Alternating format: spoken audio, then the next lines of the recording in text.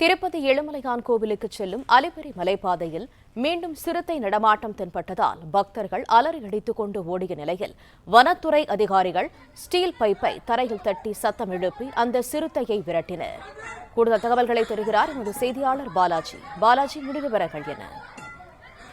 திருப்பதியிலிருந்து திருமலைக்கு செல்லும் நடைபாதை ஒன்று உள்ளது. இந்த நடைபாதையில் நேற்று நள்ளிரவில் சிறுத்தை வந்ததாக மிகவும் பரபரப்பான வீடியோ ஒன்று வெளியானது. இதன் தகவல் அடிப்படையில் அந்த அலிப்பிரியிலிருந்து திருமலைக்கு வரும் நடைபாதையில் லட்சுமி நரசிம்ம கோயில் அருகே இந்த சிறுத்தை வந்ததாகவும், அப்போது அந்த இருக்கும் பக்தர்கள் அந்த கம்பியை கொடுத்து விரட்டியதாகவும் அந்த அலறி எடுத்துக்கொண்டு வீடியோவானது தற்போது வெளியாகியுள்ளது.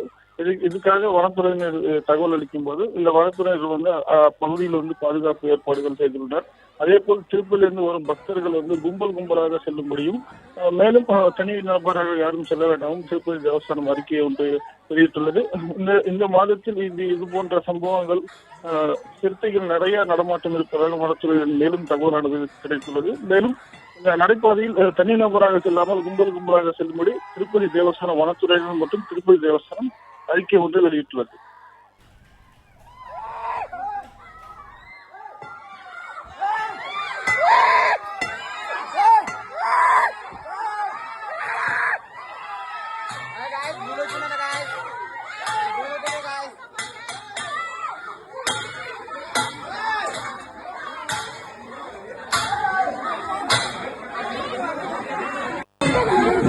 ఏమంటా